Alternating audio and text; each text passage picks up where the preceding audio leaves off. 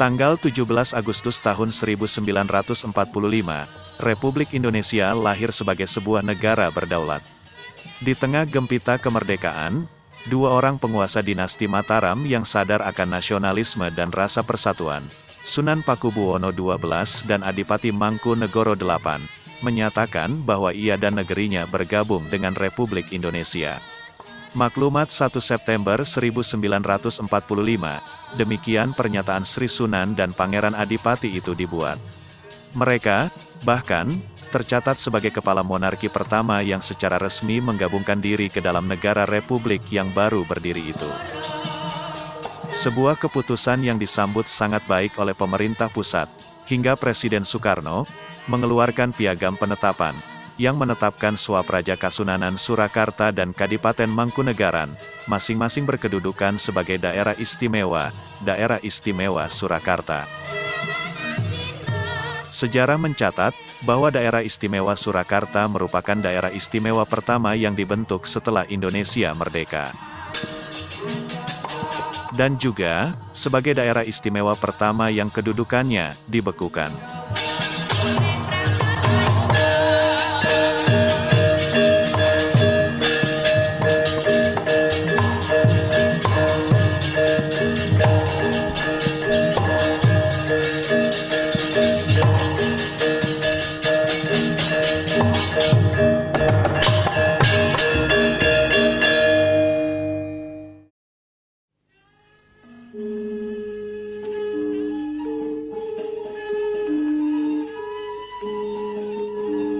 Di tengah kecamuk Perang Dunia Kedua, tanggal 1 Maret tahun 1942, militer Jepang, dengan kekuatan sekitar 100.000 orang, mendarat di Jawa melalui Cilegon, Indramayu, dan Rembang. Pada tanggal 5 dan 7 Maret, Surakarta dan Yogyakarta sudah jatuh ke tangan mereka. Usai pemerintah Hindia Belanda menyerah tanpa syarat di tanggal 8 Maret tahun 1942, pemerintah pendudukan Jepang resmi berdiri di Indonesia.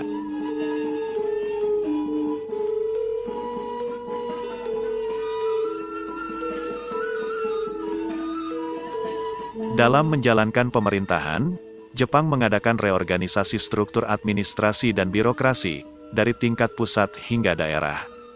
Di era Hindia Belanda, daerah administratif tingkat 1 di Pulau Jawa terdiri dari 3 provinsi, dan 2 kegubernuran setingkat provinsi, masing-masing adalah Jawa Barat, Jawa Tengah, dan Jawa Timur, serta Surakarta dan Yogyakarta. Kegubernuran Surakarta terdiri dari 2 entitas swapraja, yaitu Kasunanan Surakarta dan Praja Mangkunegaran. Begitu pula dengan Kegubernuran Yogyakarta, yang mencakup Swapraja Kesultanan Yogyakarta dan Praja Pakualaman. Oleh pemerintah pendudukan Jepang, dalam Undang-Undang Nomor 27 Tahun 1942, Surakarta dan Yogyakarta diberi status sebagai Kochi, alias daerah istimewa, dengan masing-masing kepala kerajaan dan kadipaten yang memerintah disebut sebagai Ko.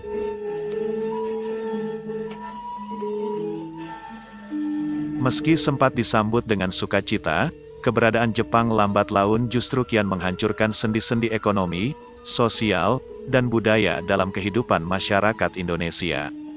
Kewajiban menyerahkan hasil pertanian, hingga adanya keharusan menjadi tenaga kerja paksa alias Romusa, kian menimbulkan perasaan anti-Jepang, mulai dari kalangan Pangreh Projo, hingga rakyat pedesaan.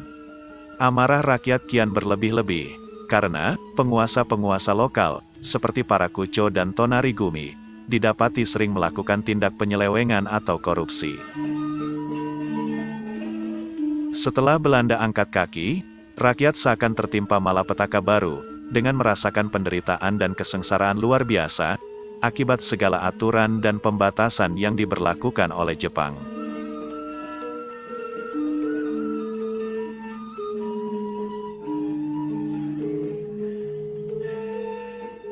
Kesengsaraan, yang bahkan turut dirasakan oleh mereka, orang-orang istana.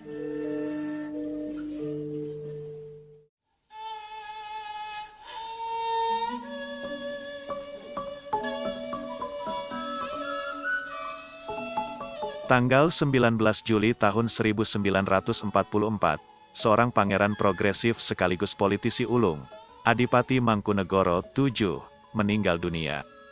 Putra tertuanya, Kanjeng Pangeran Haryo Hamijoyo Saroso, yang berusia sekitar 20 tahunan, dinobatkan sebagai Adipati Mangkunegaran berikutnya.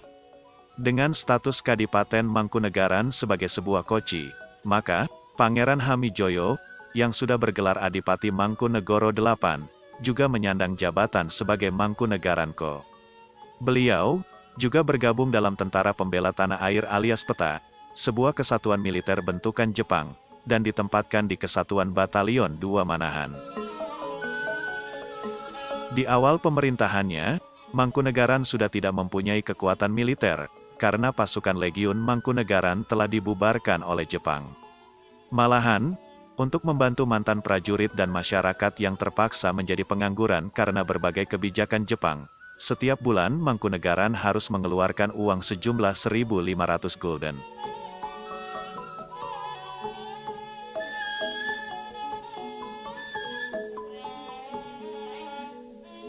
Sekitar 1 tahun setelah Mangkunegaran mengangkat seorang penguasa baru, Kasunanan Surakarta juga mengalami hal serupa. Sunan Pakubuwono XI, yang ketika itu berusia 59 tahun, meninggal dunia pada tanggal 1 Juni tahun 1945. Wafat sebelum sempat mengangkat seorang putra mahkota. Posisi pengganti kedudukan raja ternyata jatuh pada Kanjeng Gusti Pangeran Haryo Purboyo, putra termuda Sri Sunan dan permaisurinya yang lahir pada tanggal 14 April tahun 1925. Perdebatan pun menyelimuti istana. Sebagian pangeran dan pejabat senior, rupanya tidak menghendaki seorang pangeran berusia 20 tahun menduduki singgasana. Di tengah polemik, penobatan Pangeran Purboyo tetap dilaksanakan, meski pada mulanya, Jepang sempat mengatakan bahwa mereka tidak berani menjamin keselamatan raja, jikalau nantinya terjadi sesuatu.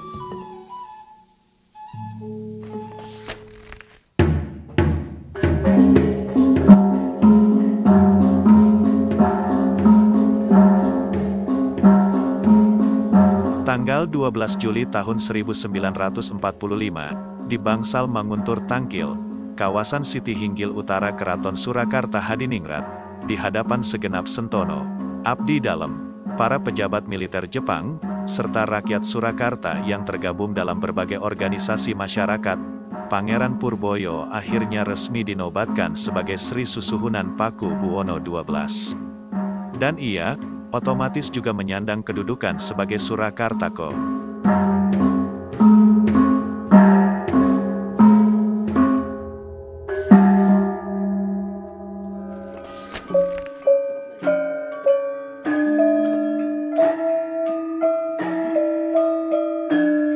Seorang raja muda, naik tahta di bawah bayang-bayang dominasi Ibu Suri dan Kanjeng Patih beserta para sekutunya, menyebabkan adanya disintegrasi di dalam keluarga istana, yang berdampak pada keberlangsungan keraton di masa revolusi.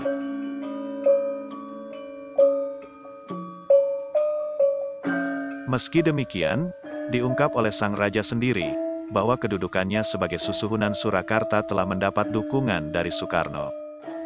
Bung Karno, dikutip dari pengakuan Sri Sunan, mengatakan bahwa Pangeran Purboyo layak bertahta, karena ia merupakan seorang pemuda yang dianggap mampu mengikuti perkembangan zaman, dan tahan terhadap situasi yang bergejolak.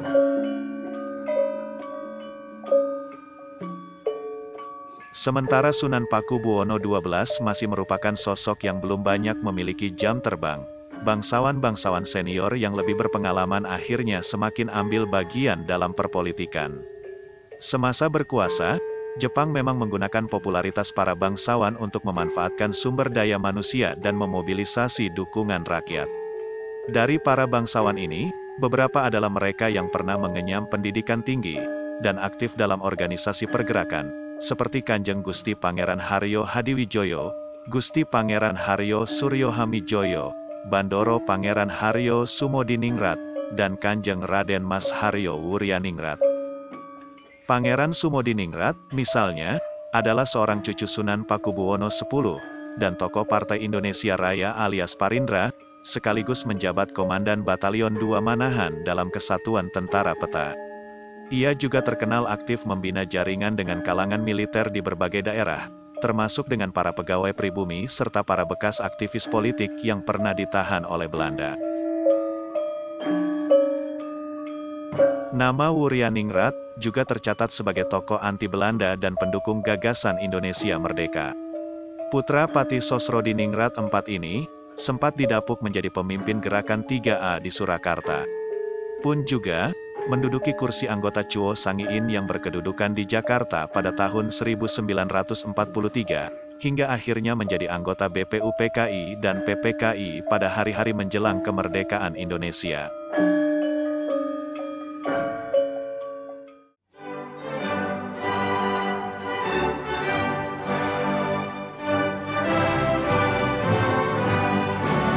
Di Jakarta, pada tanggal 17 Agustus tahun 1945, atas nama bangsa Indonesia, Soekarno dan Muhammad Hatta memproklamasikan kemerdekaan Republik Indonesia. Kabar dan euforia proklamasi kemerdekaan menyebar hingga berbagai penjuru, tak terkecuali di Surakarta. Penguasa Kasunanan Surakarta dan Kadipaten Mangkunegaran pun menyambut baik proklamasi yang sudah dikumandangkan. Sunan Pakubuwono XII dan Adipati Mangkunegoro VIII, selanjutnya mengirimkan kawat ucapan selamat kepada Soekarno-Hatta atas kemerdekaan Indonesia. Pemerintah pusat, melalui Presiden Soekarno, membalas itikat baik dua penguasa monarki Jawa itu dengan mengeluarkan piagam penetapan Presiden tanggal 19 Agustus tahun 1945, yang menyatakan bahwa Surakarta merupakan sebuah daerah istimewa.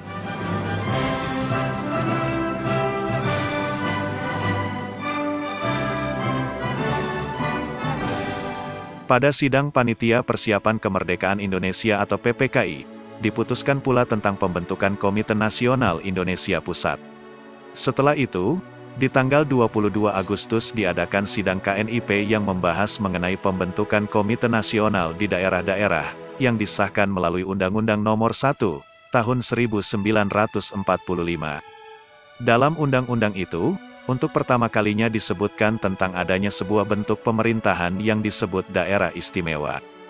Pada pasal 1 dijelaskan, bahwa Komite Nasional Daerah diadakan di Jawa dan Madura, kecuali di daerah istimewa Surakarta dan Yogyakarta, di Karesidenan, di kota otonom, di kabupaten, dan daerah lain, yang dipandang perlu oleh Menteri Dalam Negeri. Tanggal 1 September tahun 1945, Sunan Pakubuwono XII dan Adipati Mangkunegoro VIII mengeluarkan maklumat resmi yang menyatakan bahwa negeri Surakarta dan Mangkunegaran, yang bersifat monarki atau kerajaan, adalah daerah istimewa dari negara Republik Indonesia. Keduanya berdiri di belakang pemerintah pusat negara Republik Indonesia, serta hubungan masing-masing monarki dengan pemerintah pusat di Jakarta adalah bersifat langsung. 5 hari kemudian, pada tanggal 6 September kedua monarki mendapat piagam kedudukan dari Presiden Soekarno, yang menegaskan kedudukan Sunan Pakubuwono XII dan Adipati Mangkunegoro VIII, masing-masing sebagai kepala daerah istimewa. Pengakuan kedudukan Sri Sunan dan Mangkunegoro oleh Presiden Soekarno, rupanya tidak serta-merta memberikan kepastian kedaulatan dan kekuatan politis bagi masing-masing monarki itu. Walaupun raja dan elit politik tingkat nasional setuju dengan sistem pemerintahan daerah istimewa, laskar-laskar dan para politisi lokal justru menjadi batu sandungan bagi konsolidasi pemerintahan daerah istimewa Surakarta. Sejak ditetapkannya Surakarta sebagai wilayah swapraja atau daerah istimewa oleh pemerintah pusat pada tanggal 19 Agustus tahun 1945, timbul reaksi dari sebagian politisi dan pejuang kemerdekaan di Surakarta. Mereka beranggapan bahwa sistem pemerintahan monarki yang terwadah dalam bentuk daerah istimewa tidak sesuai dengan semangat revolusi. Mereka juga menginginkan agar pemerintahan dijalankan rakyat, bukan oleh Sri Sunan maupun Mangkunegoro.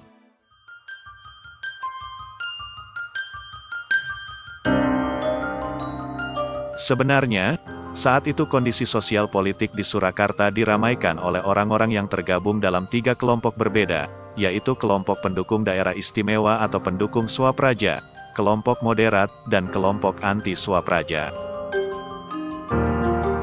Adanya kelompok pendukung Swapraja didasari oleh keinginan masyarakat untuk mempertahankan sistem pemerintahan monarki yang sudah ada.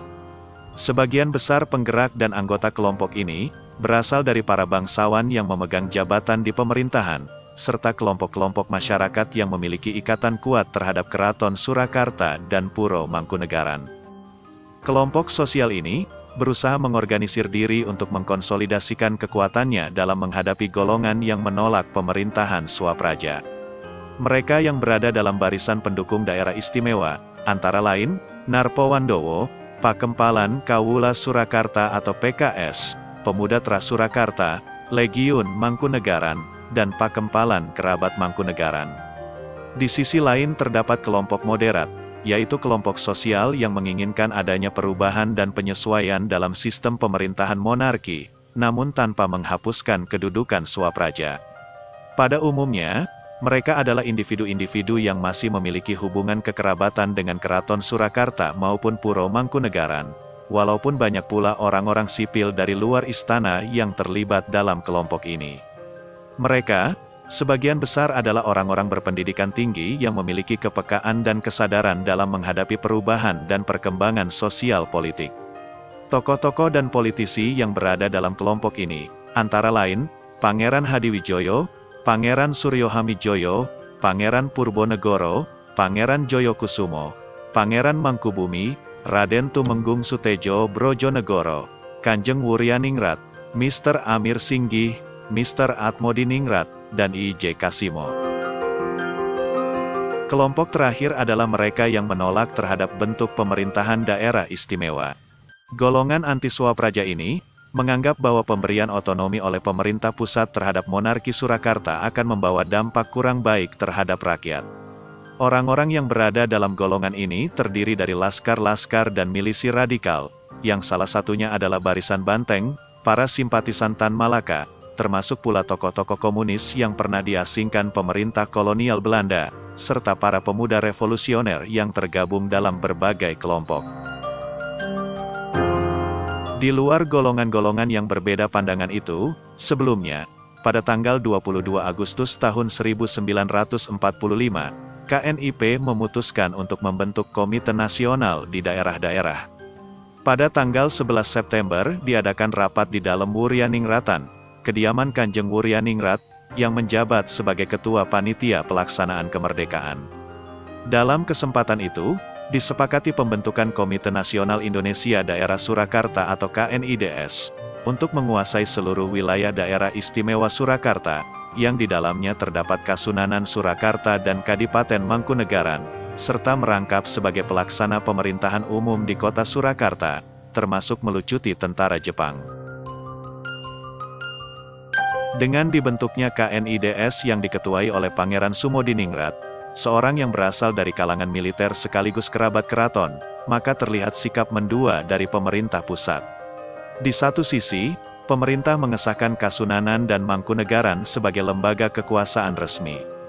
Tetapi di sisi lain pemerintah juga menunjuk KNIDS sebagai institusi yang bertugas mengambil alih kekuasaan dari tangan Jepang.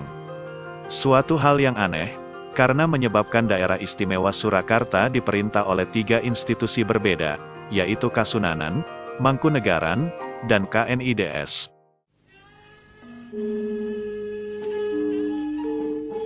Dalam tugasnya sebagai pelaksana pemerintahan umum, sebetulnya KNIDS sempat mengusulkan, dalam rangka menghapus dualisme pemerintahan di tubuh daerah istimewa Surakarta, agar dilakukan penggabungan antara Swapraja Kasunanan dan Swapraja Mangkunegaran menjadi satu pemerintahan tunggal yang dikepalai oleh Sri Sunan, sedangkan jabatan wakilnya dipegang oleh Adipati Mangkunegoro.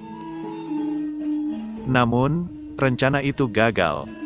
Berbeda dengan Adipati Paku Alam VIII yang berkenan menjadi wakil kepala daerah istimewa Yogyakarta mendampingi Sultan Hamengkubuwono IX, Adipati Mangkunegoro VIII tetap berkeinginan untuk berkedudukan sejajar dengan Sunan Paku Buwono XII, masing-masing sebagai kepala daerah istimewa. Pihak Mangkunegaran kemungkinan besar berpegang pada perjanjian yang pernah diresmikan pada tahun 1896, antara pemerintah Belanda, Sunan Pakubuwono X, dan Adipati Mangkunegoro VI. Perjanjian itu memutuskan bahwa Mangkunegaran tidak lagi berstatus sebagai vasal Kasunanan Surakarta. Berkat perjanjian itu, para Adipati Mangkunegaran berhasil menikmati kedudukan sebagai seorang pangeran merdeka yang berhak memerintah negerinya secara penuh dan terbebas dari dominasi Kasunanan, walaupun posisi Kadipaten Mangkunegaran tetap lebih rendah dari Kasunanan Surakarta, dan para penguasa Mangkunegaran masih diwajibkan untuk hadir di keraton ketika upacara grebek serta berbagai upacara penting lainnya. Terlebih, di tahun 1942 sampai 1945, Jepang menjadikan Mangkunegaran sebagai sebuah koci, dan mereka, secara salah kaprah, menganggap kedudukan Kadipaten Mangkunegaran sejajar dengan Kasunanan Surakarta. Adanya konflik dan dualisme kepemimpinan di Surakarta membuat pemerintah pusat mengangkat seorang komisaris tinggi untuk daerah Surakarta dan Yogyakarta. Pada tanggal 19 Oktober tahun 1945, pemerintah menunjuk Raden Panji Suroso, Gubernur Jawa Tengah, untuk menduduki posisi sebagai komisaris tinggi. Atas usul KNIDS kepada komisaris tinggi, dibentuklah Badan Pemerintahan Direktorium, yang bertujuan agar daerah istimewa Surakarta memiliki institusi pemerintahan tunggal. Direktorium ini beranggotakan komisaris tinggi, Sunan Pakubuwono XII, Adipati Mangkunegoro VIII, 2 anggota masing-masing dari Kasunanan dan Mangkunegaran, serta 2 anggota lagi dari KNIDS. Sunan Pakubuwono XII dan pemerintah Kasunanan secara prinsipil setuju dengan pembentukan direktorium tersebut. Namun, pemerintah Mangkunegaran menganggap bahwa direktorium tak lebih hanya merupakan suatu pemerintahan bayangan. Ketika Adipati Mangkunegoro VIII mengirim utusannya ke Jakarta untuk membahas mengenai masalah pembentukan direktorium, dalam perjalanannya, para utusan itu diculik oleh sekelompok orang dari golongan anti-Swapraja. Di sisi lain, kelambanan dan sikap terlalu hati-hati yang ditunjukkan oleh pemerintah Kasunanan dan Mangkunegaran dalam melucuti kekuasaan Jepang di Surakarta, membuat KNIDS terkadang harus bertindak sendiri dalam mengusir sisa-sisa kekuatan Jepang. Dan keberhasilan KNIDS mengalahkan Jepang itulah, yang membuat popularitasnya semakin mengungguli popularitas Kasunanan dan Mangkunegaran. Hal itu dimanfaatkan oleh golongan anti-Swapraja dengan semakin gencar mengampanyekan propaganda anti-Kasunanan dan anti-Mangkunegaran, termasuk menyebar fitnah bahwa kedua institusi tersebut merupakan antek-antek penjajah yang tidak mendukung berdirinya Republik Indonesia. Karena kondisi sosial politik yang panas itu, akhirnya membuat kekacauan di Surakarta menjadi tak terhindarkan lagi.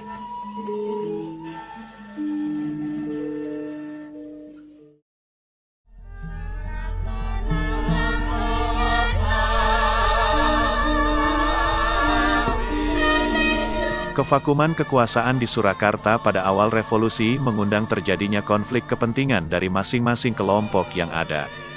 Kekuasaan Sunan Pakubuwono XII yang belum genap berusia 2 bulan pun telah menghadapi perlawanan dan tekanan semakin berat dari lawan-lawan politiknya.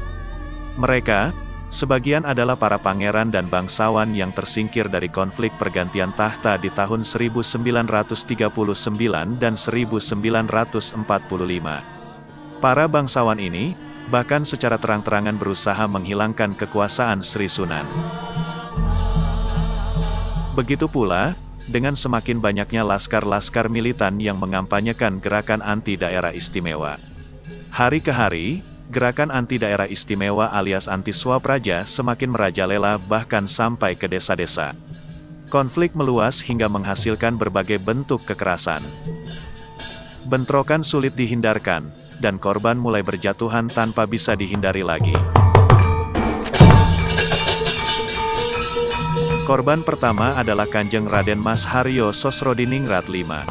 Patih Kasunanan itu, hilang diculik sekelompok orang pada tanggal 17 Oktober tahun 1945.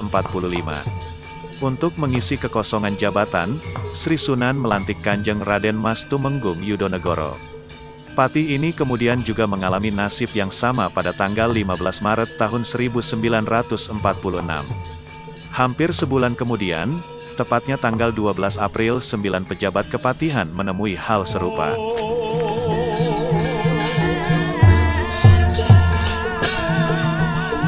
Kepatihan, memang, telah dianggap oleh kelompok anti-Swapraja sebagai institusi konservatif peninggalan era kolonial. Sementara kelompok lain menganggap bahwa kedudukan Pati juga menjadi salah satu penyebab tidak efektifnya kekuasaan Sunan Pakubuwono XII sebagai kepala daerah istimewa.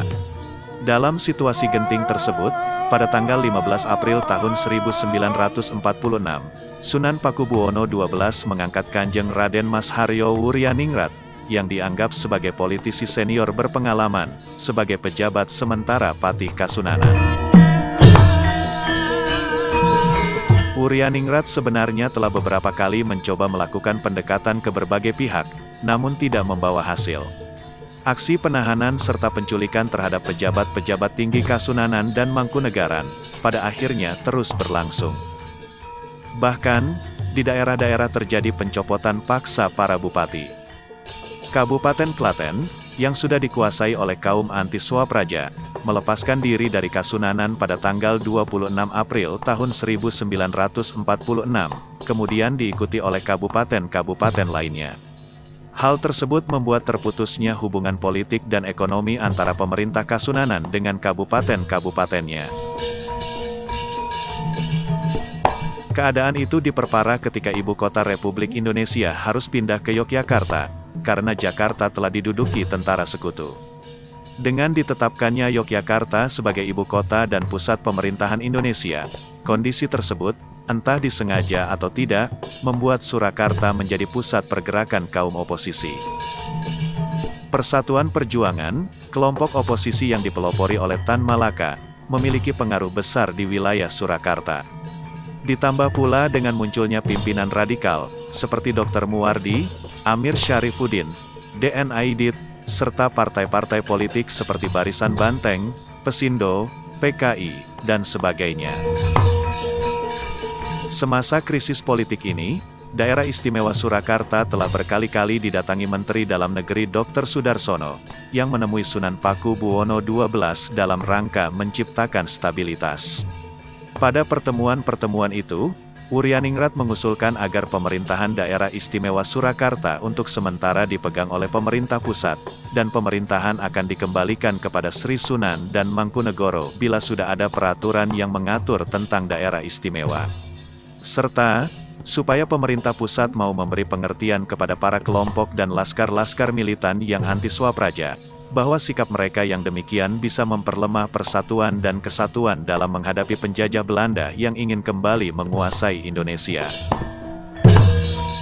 Usulan-usulan itu, kenyataannya, ditolak oleh Menteri Dalam Negeri. Dr. Sudarsono justru mengusulkan pembentukan Dewan Perwakilan Rakyat Daerah atau DPRD Tunggal untuk wilayah Surakarta, serta gagasan pemerintahan federasi yang terdiri dari Kasunanan dan Mangkunegaran. Ide tersebut mendapat banyak tentangan, termasuk tentangan dari KNIDS, dan pada akhirnya, gagal terlaksana. Sementara krisis masih berlanjut, kepolisian dan militer Republik Indonesia di Surakarta juga belum mampu menjaga keamanan dan ketertiban sepenuhnya. Badan Keamanan Rakyat alias BKR Surakarta yang dipimpin oleh Raden Mas Mulyadi Joyomartono, tidak mampu menggabungkan seluruh kekuatan militansi di Surakarta. Penyerapan badan-badan perjuangan ke dalam tubuh BKR tak dapat terlaksana secara sempurna. Bahkan, di daerah-daerah, masih tumbuh beberapa organisasi bersenjata. Pada tanggal 29 April tahun 1946, lahir mosi dari kepolisian, Pamong Praja, Barisan Banteng, Masyumi, Hizbullah, GRI, PNI, dan berbagai kelompok lainnya, yang berisi tuntutan agar daerah istimewa Surakarta dihapuskan dan statusnya diubah menjadi karesidenan. Situasi kian panas, ketika kelompok anti-Swapraja bahkan berani menerobos pintu keraton Surakarta, lalu menculik Sunan Pakubuwono XII dan Ibu Suri Gusti Kanjeng Ratu Pakubuwono beserta Pangeran Suryo Hamijoyo. Karena posisinya yang terus terdesak, Maka pada tanggal 30 April tahun 1946, Sunan Pakubuwono XII dan pemerintah Swapraja Kasunanan Surakarta menyerahkan kembali maklumat pemerintah tentang pemberian status otonomi khusus terhadap Kasunanan Surakarta. Pemerintah Swapraja Kasunanan juga menyatakan bahwa semua pegawai pemerintahan di wilayah Kasunanan kini berada di bawah kekuasaan pemerintah Republik. Pernyataan tersebut, secara tidak langsung, membuat Kasunanan Surakarta melepaskan status otonominya sebagai daerah istimewa.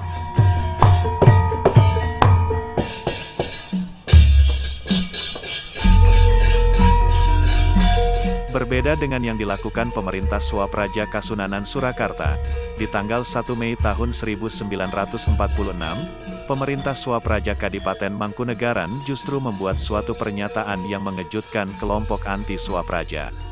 Adipati Mangkunegoro VIII mengeluarkan maklumat yang berisi, dalam rangka menghargai keinginan rakyat untuk demokrasi dan keadilan sosial, pemerintah Mangkunegaran akan merumuskan suatu undang-undang baru, dan undang-undang tersebut akan menetapkan Adipati Mangkunegoro sebagai Kepala Daerah Istimewa Mangkunegaran, dengan kedudukan yang berada langsung di bawah Presiden, sesuai ketentuan-ketentuan dalam Undang-Undang Republik Indonesia. Maklumat itu menunjukkan bahwa pemerintah Mangkunegaran tetap tidak berkenan melepaskan status daerah istimewa. Keputusan mereka juga mendapat dukungan penuh dari kelompok-kelompok pendukung Swapraja. Pada tanggal 28 Mei tahun 1946, di lapangan Kepanewon Giriwoyo, Kabupaten Wonogiri, diadakan rapat raksasa dalam rangka mendukung kedudukan daerah istimewa. Sebelumnya, di tanggal 7 Mei juga telah diadakan rapat serupa, yang dihadiri lebih dari 3.000 orang. Rumah Wahyu Sang Yak Sentro Kororupa. Aksi-aksi tersebut, tentunya, sangat tidak disukai oleh golongan anti-Swapraja. Melihat situasi panas yang tak kunjung reda, tanggal 22 sampai tanggal 23 Mei tahun 1946, Perdana Menteri Sultan Syahrir menyempatkan diri untuk mengunjungi Surakarta. Syahrir, didampingi beberapa menteri, termasuk Menteri Dalam Negeri Dr. Sudarsono, merencanakan suatu pertemuan dengan pemerintah Kasunanan dan Mangkunegaran. Pertemuan di gedung yang sekarang menjadi Gedung Bank Indonesia Surakarta itu nyaris batal, karena Syahrir sempat diculik oleh sekelompok orang, meski akhirnya dibebaskan.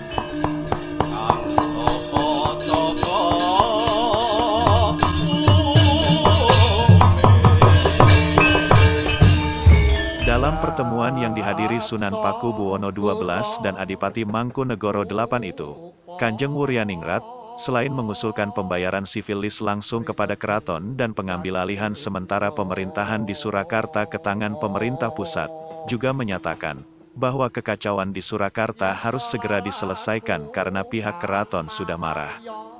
Menurut Wuryaningrat, gerakan menentang daerah istimewa berarti menentang Undang-Undang Dasar, dan itu sama saja dengan menentang pemerintah pusat, karena yang memberikan status daerah istimewa kepada Surakarta adalah pemerintah Republik Indonesia.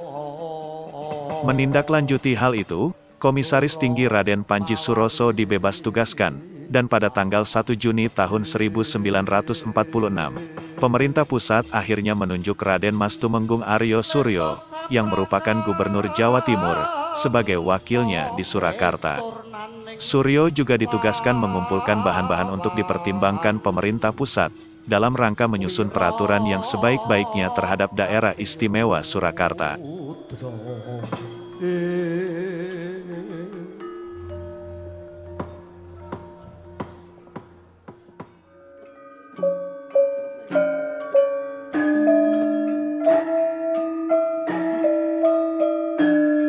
Segala keputusan pemerintah pusat itu, ternyata tak kunjung meredakan konflik yang ada. Akibat masih maraknya peristiwa penculikan dan pembunuhan, serta lepasnya kabupaten-kabupaten dari pemerintah Swapraja, membuat Kesatuan Tentara Divisi 4 di bawah pimpinan Mayor Jenderal Sutarto mengadakan stabilisasi keamanan dan ketertiban dengan membentuk Pemerintah Tentara Rakyat. Sebagai tindak lanjut, pemerintah mengeluarkan penetapan pemerintah tanggal 6 Juni tahun 1946, yang menyatakan bahwa wilayah Surakarta dalam keadaan bahaya. Serta, mengeluarkan Undang-Undang Nomor 6 Tahun 1946, yang intinya membentuk Dewan Pemerintahan Rakyat dan Tentara, dengan diketuai oleh Sudiro dari fraksi Barisan Banteng. Undang-Undang Nomor 6 itu berlaku hingga tanggal 15 Juli tahun 1946.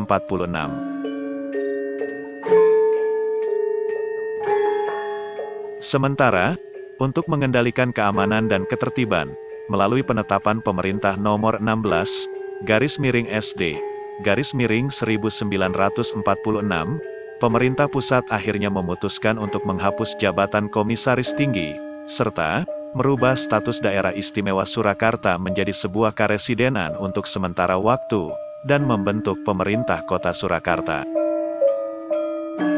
Penetapan pemerintah tahun 1946 tersebut, dengan tegas menjelaskan tentang pembekuan pemerintahan Swapraja alias Daerah Istimewa, termasuk membentuk jabatan residen sekaligus merangkap sebagai wali kota untuk menjalankan pemerintahan. Di bulan Juli pada tahun yang sama, dalam kunjungannya di Surakarta, Presiden Soekarno mengangkat Mr. Iskak Cokroadi Suryo dan Sudiro sebagai residen dan wakil residen Surakarta.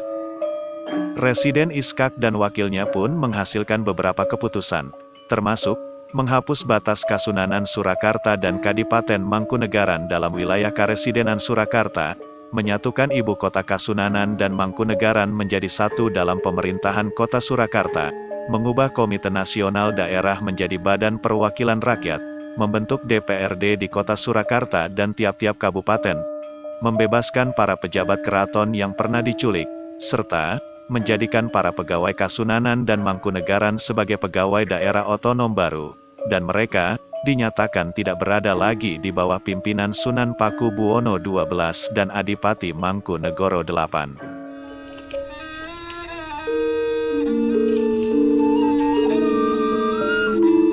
Terlihat dalam beberapa keputusan yang dibuat oleh residen dan wakil residen tersebut, secara nyata merupakan suatu tindakan untuk menjadikan Surakarta sebagai daerah biasa, dan mengikis pengaruh Sri Sunan dan Mangkunegoro dalam pemerintahan.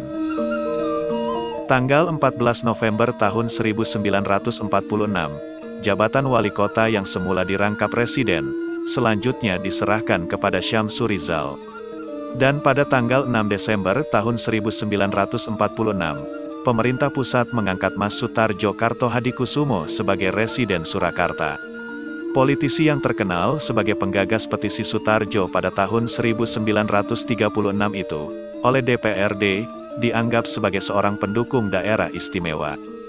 Sutarjo kemudian didongkel dari kedudukannya oleh DPRD pada tanggal 27 Maret tahun 1947, dan Sudiro selaku wakil residen naik jabatan sebagai residen Surakarta berikutnya. Residen Sudiro, yang didukung oleh DPRD dan kelompok-kelompok anti-Swapraja, bertekad untuk menghapus seluruh peluang yang bisa membuat Karesidenan Surakarta dipulihkan kedudukannya menjadi daerah istimewa. Dan, manuver mereka, boleh dikatakan sangat berhasil. Lewat diberlakukannya Undang-Undang Nomor 16 tanggal 2 Juni tahun 1947, tentang pembentukan Kota Praja Surakarta, maka terbentuklah pemerintahan otonom mandiri atas Kota Surakarta yang merupakan ibu kota Kasunanan dan Mangkunegaran.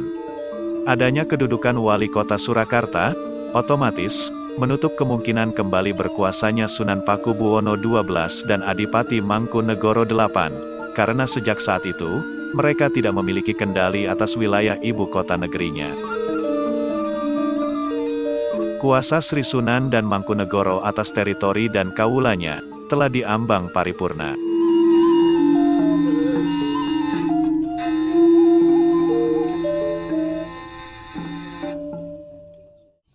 Sekar lumbu siro.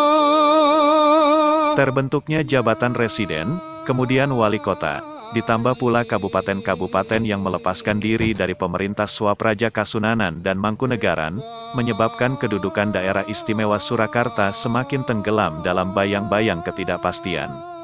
Undang-undang yang mengatur keistimewaan Surakarta pun tak kunjung diputuskan. Silang sengkarut ini semakin diperparah dengan datangnya penjajah Belanda, yang masih dengan kerakusannya, ingin kembali mencengkeramkan kuasanya atas Republik Indonesia. Di tengah kemelut sedemikian, Sunan Pakubuwono XII selaku pemimpin tertinggi Kasunanan Surakarta, senantiasa berpegang pada komitmennya, yaitu mendukung sepenuhnya kedaulatan Republik Indonesia.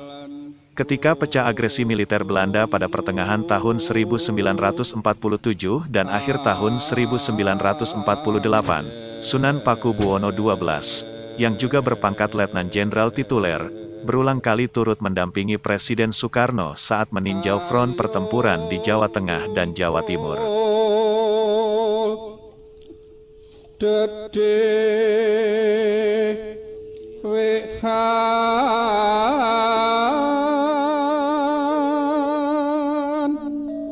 Pemerintah Republik yang baru berdiri, tentunya memiliki persediaan dana dan logistik yang serba terbatas.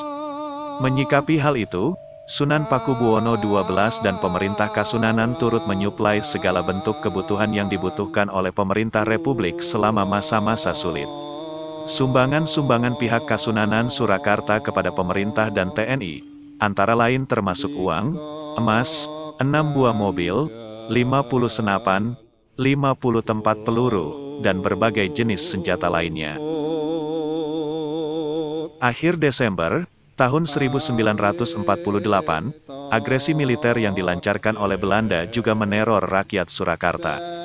Pesawat-pesawat tempur Belanda berterbangan, menyebarkan pamflet intimidasi kepada rakyat agar tidak membantu perjuangan Tentara Nasional Indonesia.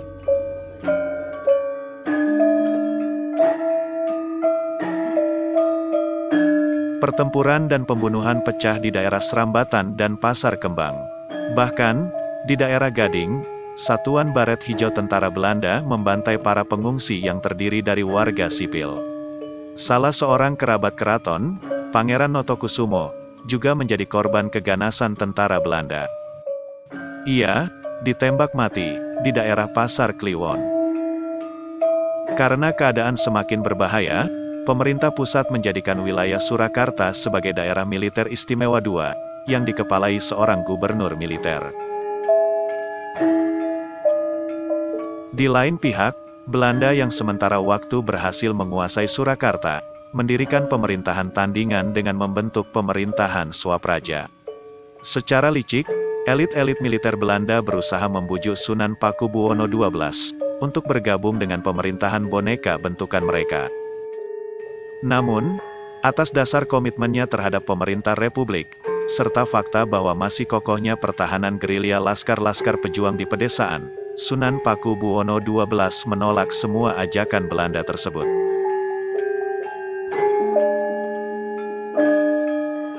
Sunan Pakubuwono XII ternyata secara diam-diam memilih bekerja sama dengan Tentara Nasional Indonesia. Tanggal 5 Agustus tahun 1949, terjadi perundingan antara pihak Belanda dengan Keraton Surakarta, yang sesungguhnya, pertemuan itu merupakan operasi kegiatan sandi militer Indonesia. TNI, yang bekerja sama dengan Sri Sunan, menggunakan taktik pendekatan guna mengetahui rahasia strategi musuh. Fakta itu dapat dilihat dalam dokumen Gubernur Militer TNI yang mengatur tentang mekanisme hubungan dengan Kasunanan dan Mangkunegaran melalui Mayor Ahmadi, selaku Komandan Daerah Teritorial Militer Surakarta. Dokumen itu berupa surat keputusan nomor 23-GM-49, yang ditandatangani pada tanggal 27 April tahun 1949 oleh Letnan Kolonel Suprapto, atas nama Gubernur Militer Daerah Militer Istimewa II, Kolonel Gatot Subroto. Surat yang telah ditembuskan ke berbagai pihak itu, menyimpulkan bahwa hubungan antara Keraton Surakarta dengan pihak luar telah diatur oleh TNI. Dan melihat dokumen tersebut, karena hubungan itu telah diatur oleh TNI, maka perundingan pihak keraton dengan Belanda pada tanggal 5 Agustus tahun 1949 itu pun tentunya sudah atas sepengetahuan Kolonel Gatot Subroto. Tetapi, oleh sebagian orang awam yang tidak mengetahui, perundingan itu secara salah kaprah dilihat sebagai persekongkolan antara Keraton Surakarta dengan militer Belanda. Isu tersebut dimanfaatkan oleh golongan anti Swapraja yang semakin memperkeruh keadaan dengan kembali mengampanyekan fitnah-fitnah, menuduh Sri Sunan telah bekerja sama dengan Belanda. Tuduhan yang tidak masuk akal, mengingat fakta bahwa Sunan Pakubuwono XII sendiri sering mendampingi inspeksi Presiden Soekarno ke berbagai garis depan pertempuran, serta membantu membebaskan sejumlah pegawai pemerintah dan pejuang-pejuang tentara pelajar yang ditahan oleh militer Belanda. Malahan, Sri Sunan juga turut berusaha mencegah meluasnya pembakaran Dusun Banaran, Kabupaten Klaten, yang dibumi hanguskan tentara Belanda karena dicurigai sebagai sarang pasukan gerilya. Termasuk merelakan pesanggerahan Pracimoharjo, sebuah kompleks puri megah peninggalan Sunan Pakubuwono VI di Kabupaten Boyolali, untuk dijadikan markas tentara pejuang, sebelum akhirnya terbakar dan luluh lantak akibat strategi bumi hangus yang diterapkan pejuang Republik pimpinan Letnan Kolonel Slamet Riyadi, demi membendung manuver tentara Belanda. Staf Urusan Sipil Komando Tentara dan Teritorial Kota Surakarta, pada tanggal 17 Desember tahun 1949, bahkan memberikan surat tanda penghargaan dan terima kasih kepada Jawatan Pusat Kartiprojo, sebuah departemen pekerjaan umum yang dibentuk Sunan Pakubuwono XII dalam rangka membuka lapangan kerja bagi masyarakat, karena telah ikut serta dalam mempertahankan kedaulatan negara Republik Indonesia selama agresi militer Belanda kedua. Sumbangan-sumbangan Sunan Pakubuwono XII dan Keraton Surakarta kepada pemerintah Republik Indonesia dan TNI, terus mengalir sampai tahun 1949. Selain menyumbangkan uang, Sri Sunan kembali memberikan 2 unit mobil sedan untuk kepentingan umum, dan meminjamkan kuda-kuda keraton, yang sebagian digunakan oleh Panglima Besar Jenderal Sudirman dan pasukannya semasa Perang Gerilya. Kecuali barang-barang yang memang sudah diberikan, ironisnya, sebagian besar inventaris keraton yang dipinjamkan itu, acap kali tidak dikembalikan. Saat Keraton Surakarta nyaris bangkrut karena telah mengikhlaskan hampir seluruh harta kekayaannya untuk kepentingan perjuangan nasional, kedudukan daerah istimewa merupakan satu-satunya warisan teritorial paling berharga yang terus berusaha dipertahankan. Meskipun usaha-usaha yang dilakukan belum berhasil membawa sebuah keadilan yang seharusnya diterima.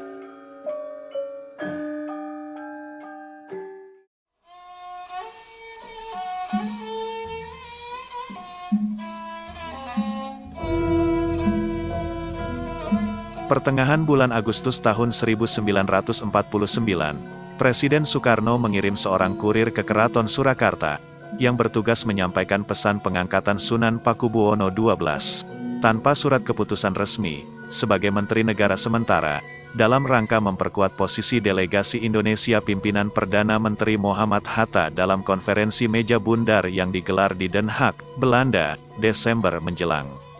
Sri Sunan menyanggupi, dan sempat menyerahkan 2 nampan emas sebagai dana untuk membiayai keberangkatan delegasi ke Belanda.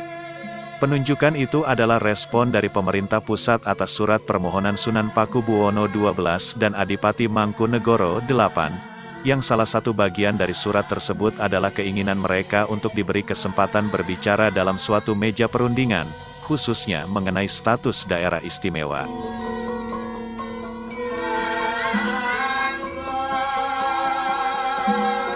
Sri Sunan bersama Mangkunegoro akhirnya turut berangkat ke negeri Belanda.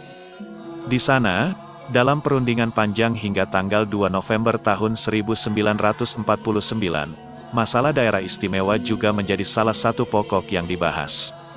Terlepas dari masalah suap raja, hasil terpenting dari konferensi meja bundar di Den Haag adalah terbentuknya Republik Indonesia Serikat.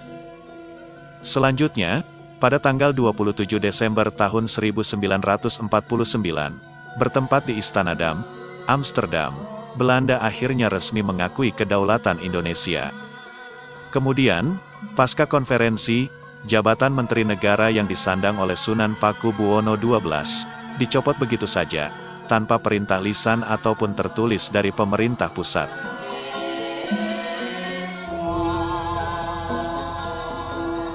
Indonesia telah berdaulat penuh. Ibu kota dan kedudukan pemerintah pusat sudah kembali ke Jakarta. Perang juga telah usai. Tetapi situasi politik di Surakarta, seakan-akan masih seperti bara dalam sekam. Masalah status daerah istimewa yang tak kunjung tuntas, termasuk masih belum bersatunya Sri Sunan dan Mangkunegoro sebagai Dwi Tunggal seperti yang sudah dilakukan Sri Sultan dan Pakualam, serta undang-undang yang mengatur pemerintahan daerah istimewa Surakarta yang tak kunjung dibuat, nyatanya semakin membawa dampak buruk terhadap rakyat.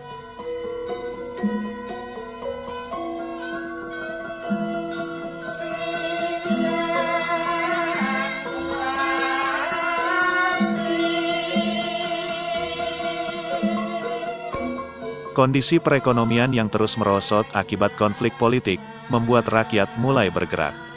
Mengatasnamakan diri sebagai Narpowandowo, Ikatan Kesatrian Indonesia, Rakyat Pecinta Tanah Air, Rumekso Adeging Projo, Perserikatan Rukun Tani Sejati, Partai Katolik, Sarekat Sekerja Pamong Praja, dan lain-lain, serta kelompok-kelompok massa yang kian menjamur di Kabupaten Sragen, Klaten, Boyolali, Sukoharjo, bahkan hingga kota Semarang, berkumpul melakukan demonstrasi dengan menyuarakan tuntutan kepada pemerintah pusat, agar, pertama, segera merealisasikan pasal 64 dan 65 Undang-Undang Dasar Sementara maupun pasal 18 Undang-Undang Dasar 1945, yang menjamin keberadaan daerah istimewa.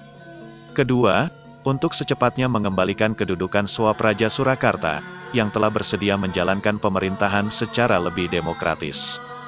Dalam pertemuan dengan utusan Kementerian Dalam Negeri pada tanggal 4 sampai tanggal 5 Januari tahun 1950 di Surakarta, Sunan Pakubuwono XII juga mengajukan konsep rinci mengenai struktur maupun pelaksanaan pemerintahan Swapraja Surakarta.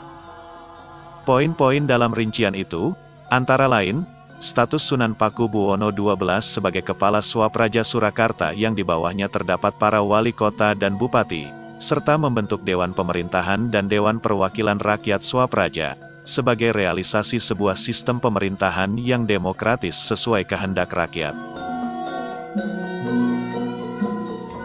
Di sisi lain, kelompok anti-Swapraja yang meradang setelah mengetahui gelaran demonstrasi-demonstrasi kelompok pendukung Swapraja, seketika melakukan kontra-aksi, dengan membentuk panitia anti-Swapraja alias PAS. Gerombolan ini melakukan aksi-aksi di berbagai tempat, mengirim surat ancaman, serta menyebarkan pamflet-pamflet intimidasi yang mendiskreditkan Keraton Surakarta. Parahnya lagi, ketika Keraton Surakarta sedang menggelar upacara tinggalan dalam Jumenengan Sunan Pakubuwono XII yang kelima, pada tanggal 23 Mei tahun 1950, PAS secara kurang ajar melancarkan gangguan-gangguan fisik, mulai dari mencaci maki lawan politiknya di muka umum, hingga melakukan pelemparan batu di lokasi upacara serta di tempat para tamu keraton bermalam. Akibat segala kekacauan yang terjadi, serta perbedaan paham di kalangan masyarakat Surakarta yang kian sulit dijembatani, pada tanggal 9 Juni tahun 1950, pemerintah pusat memutuskan untuk mengadakan referendum alias pemungutan suara, dalam rangka menentukan nasib Surakarta. Rencana itu segera direspon oleh Kolonel Gatot Subroto selaku gubernur militer di wilayah Surakarta. Dalam suratnya kepada kabinet, Gatot Subroto mengkhawatirkan, jika referendum tetap dilakukan, akan terjadi kerusuhan hebat yang tak dapat diredam oleh pihak TNI. Setelah kabinet bersidang dan melakukan jajak dengar pendapat, akhirnya mereka resmi menunda pelaksanaan referendum. Di waktu yang sama, Sunan Pakubuwono XII sendiri telah berusaha akomodatif dengan menjanjikan sistem pemerintahan demokratis, seperti yang sering dituntut oleh PAS. Dalam maklumat panjang yang dikeluarkan pada tanggal 13 Juni tahun 1950, Sunan Pakubuwono XII menjelaskan, bahwa Swapraja Kasunanan Surakarta adalah pusaka bersejarah peninggalan nenek moyang yang wajib selalu diperjuangkan dengan penuh keyakinan. Selain itu, Sri Sunan juga menjunjung tinggi Undang-Undang Dasar 1945 Pasal 18 dan Undang-Undang Dasar Sementara Pasal 64, yang isinya mengakui dan menghormati kedudukan daerah-daerah Swapraja di Indonesia. Sri Sunan juga menyatakan bahwa susunan kepemerintahan Swapraja Surakarta nantinya akan demokratis dan sesuai dengan perubahan zaman, dengan dibentuknya Dewan Pemerintahan yang bertanggung jawab kepada Dewan Perwakilan Rakyat Swapraja. Termasuk, dengan ikhlas dan semufakat dengan pemerintah Republik Indonesia, Sri Sunan bersedia menghapus adat istiadat lapuk yang dapat menghambat kemajuan masyarakat dan kepribadian manusia.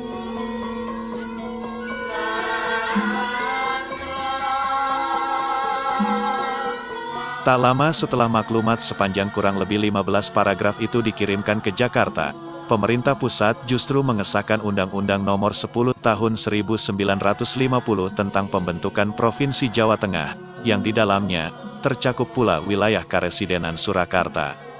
Padahal, menurut penetapan pemerintah Nomor 16 Tahun 1946, Karesidenan Surakarta adalah berstatus sementara dan bukan tetap. Menyusul kemudian, pemerintah mengesahkan Undang-Undang Nomor 13 tanggal 8 Agustus tahun 1950 tentang pembentukan daerah otonom, serta Undang-Undang Nomor 16 tanggal 14 Agustus tahun 1950 tentang penetapan kedudukan Kota Surakarta sebagai sebuah kota praja atau kota madya.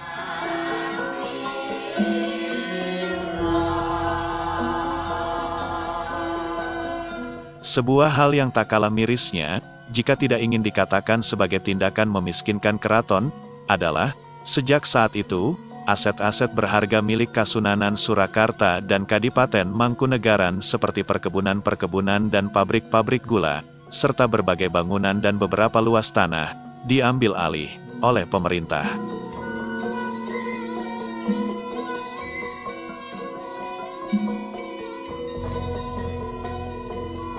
Setelah mengalami berbagai konflik dan ketidakpastian, pada akhirnya, kedudukan daerah istimewa Surakarta yang terdiri dari Swapraja Kasunanan Surakarta dan Swapraja Kadipaten Mangkunegaran, telah tiba di titik akhir. Pasca dibentuknya Provinsi Jawa Tengah, status Sri Sunan dan Mangkunegoro kemudian berubah menjadi simbol pemersatu di tengah masyarakat, sekaligus sebagai yang dipertuan pemangku tahta adat Jawa, khususnya adat Jawa Gaya Surakarta dan Mangkunegaran.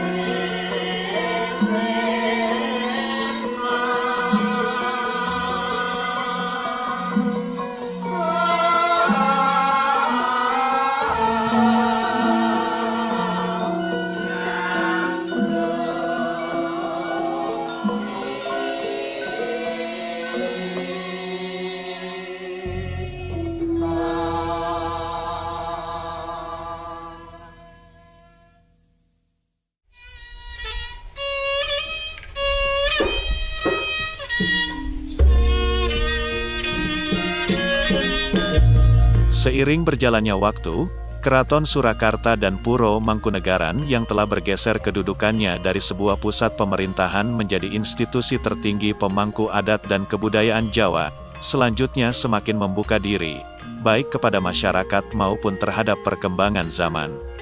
Pada tahun 1963, Sunan Pakubuwono XII dan Nyonya Hartini Soekarno meresmikan Museum Keraton Kasunanan Surakarta yang dibuka untuk umum.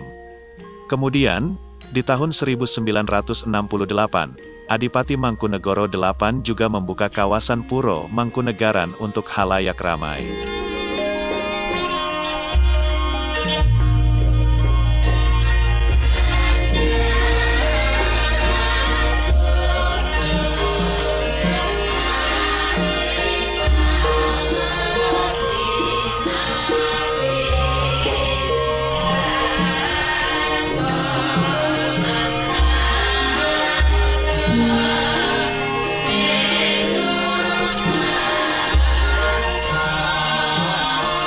Selanjutnya, dari waktu ke waktu, terobosan dan sumbangsi Keraton Surakarta dan Puro Mangkunegaran terhadap kemajuan serta pengembangan ilmu pengetahuan dan budaya Jawa terus dilakukan.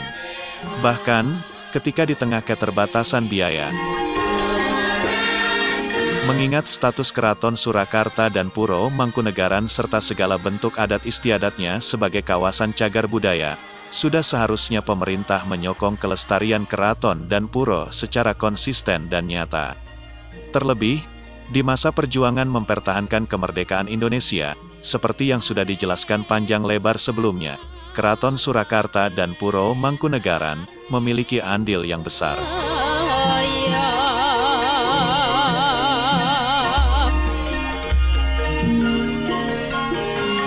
Dengan diberlakukannya otonomi daerah pasca reformasi, dan semakin majunya teknologi informasi dan meningkatnya pemahaman serta kesadaran masyarakat, bukan tidak mungkin keberadaan daerah istimewa Surakarta dapat diwujudkan kembali. Masyarakat kini juga mulai mengerti, bahwa dibekukannya status daerah istimewa yang disandang Kasunanan dan Mangkunegaran, adalah bukan karena mereka pro-Belanda, melainkan karena kurangnya persatuan dan peliknya konflik politik antar golongan yang berlangsung berlarut-larut pada tahun 1945 sampai tahun 1950. Kasunanan, Kasultanan, Mangkunegaran, dan Pakualaman, kesemuanya adalah institusi yang mendukung berdirinya Republik Indonesia.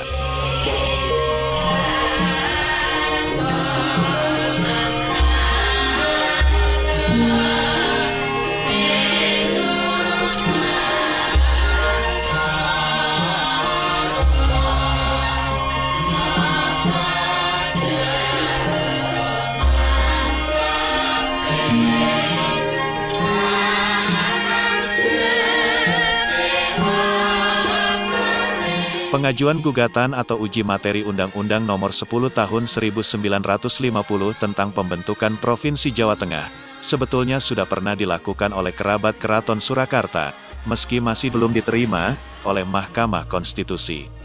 Wacana pembentukan kembali Daerah Istimewa Surakarta maupun Provinsi Surakarta, belakangan ini, telah beberapa kali disuarakan oleh berbagai elemen, mulai dari tingkat masyarakat hingga kepala daerah.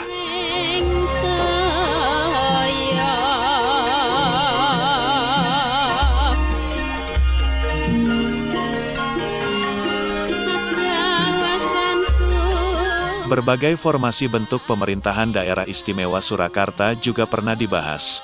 Apakah Sri Sunan dan Mangkunegoro yang bertahta akan otomatis menjabat sebagai gubernur dan wakil gubernur, seperti yang diterapkan di daerah istimewa Yogyakarta, atau pemerintahan tetap dipegang oleh gubernur dan wakil gubernur yang dipilih oleh rakyat, namun Sri Sunan dan Mangkunegoro tetap memiliki posisi tertinggi atau kedudukan khusus dalam struktur pemerintahan.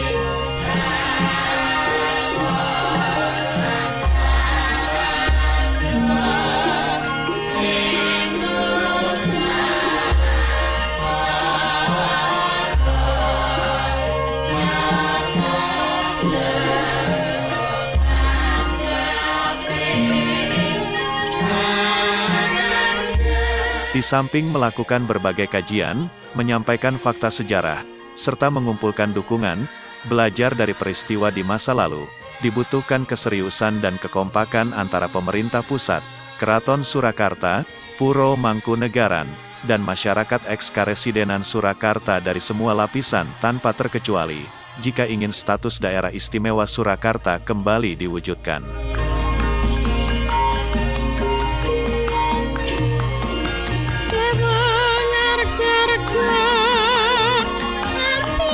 Kekompakan yang dimaksud adalah persatuan di antara sesama kerabat keraton maupun kerabat puro, persatuan antara Sri Sunan dengan Mangkunegoro, serta, yang lebih penting, persatuan antara Keraton Surakarta dan Puro Mangkunegaran dengan seluruh rakyat Surakarta, Sukoharjo, Sragen, Boyolali, Klaten, Karanganyar, dan Wonogiri.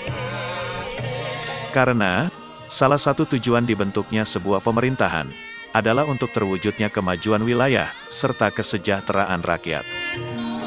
Jika keseriusan dan kekompakan itu tercapai, bukan tidak mungkin, cita-cita akan kembalinya status daerah istimewa Surakarta, bakal menjadi sebuah kenyataan.